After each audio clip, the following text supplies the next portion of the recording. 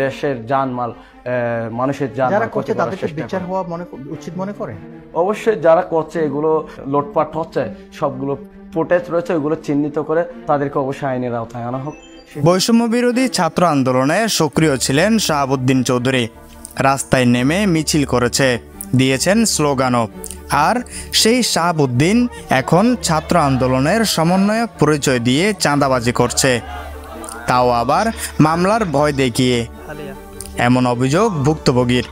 16 August রাতে সদরের সফলদন্ডি এলাকার এক যুবকের মোবাইলে কল দিয়ে এই চাঁদা দাবি করেন।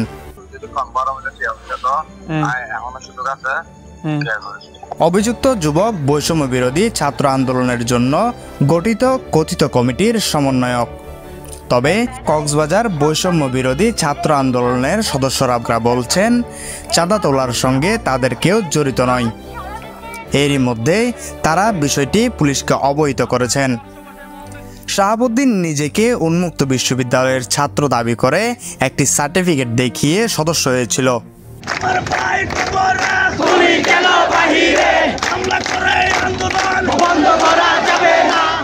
এদিকে মামলার ভয় দেখিয়ে চাঁদা দাবির কথোপকথনের 4 মিনিট 50 সেকেন্ডের একটি অডিও রেকর্ড ভাইরাল হয়।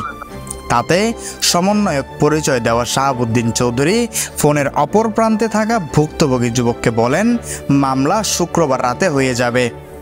সে অনেক চেষ্টা করছে কিন্তু সহযোগিতা করতে পারছে না। টাকা দেওয়ার বিষয়টি নিশ্চিত হলে বাদ দেওয়ার সুযোগ আছে।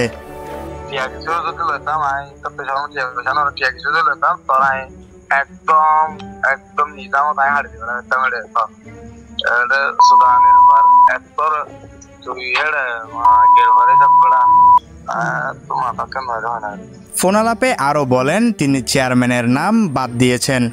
চেয়ারম্যানকে বাদ দিয়েছে সেটি রিয়াদ শুনলে রাগ করবে।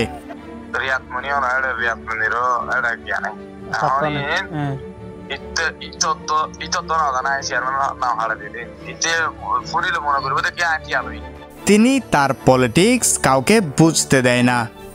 টাকাটা সে নিচ্ছে না, এই টাকা বাকি সদস্যদের জন্য নেওয়া হবে। তাই টাকা দেওয়ার সময় দেখে শুনে দিতে বলেন শাহাবুদ্দিন।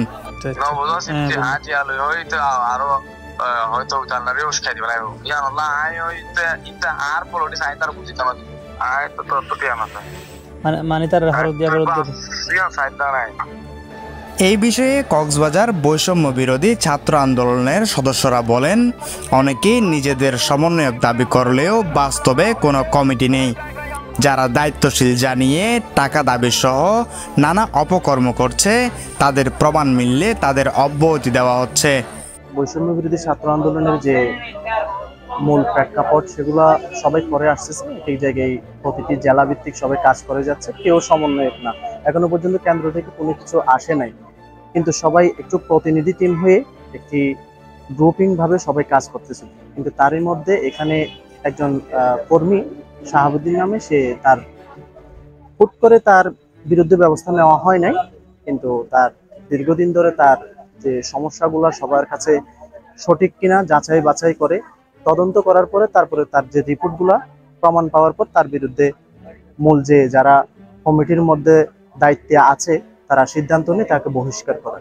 আমাদের অনেক দিন ধরে কানে আসতেছে এই যে যারা এসব করছে তাদের অনেক কিছু আমাদের কানে আসতেছে, কিন্তু আমাদের কাছে কোনো ধরনের প্রুফ না থাকার কারণে আমরা তাদের বিরুদ্ধে কোনো কিছু অ্যাকশন নিতে পারি নাই। এখন যে আমরা কালকের মধ্যে অনেকজনের সাহায্যে আমরা যে তাদের যে সবকিছু তুলে ধরতে পেরেছি এবং যারা করেছে তাদেরকে ধন্যবাদ জানাচ্ছি। এবং এই যে যারা করে যাচ্ছে আন্দোলনকে তারা হচ্ছে কাজে লাগে, যেমন কি আমাদের ভাইয়ের রক্ত এখনো শুকায়নি বলতে গেলে, তারা এখনো হসপিটালে কাতরাচ্ছে, অনেকজন তাদের রক্তকে তারা বিক্রি করে এইসব করছে। এদিকে বৈষম্য বিরোধী ছাত্র আন্দোলনের অন্যতম সমন্বয়ক হাসনাত আবদুল্লাহ জানান সমন্বয়ক ও সহ সমন্বয়ক পরিচয়ে চাঁদাবাজি অথবা বিশেষ সুবিধা দাবি করলে থানায় সোপর্দ করার আহ্বান জানিয়েছিলেন। News desk, CCN।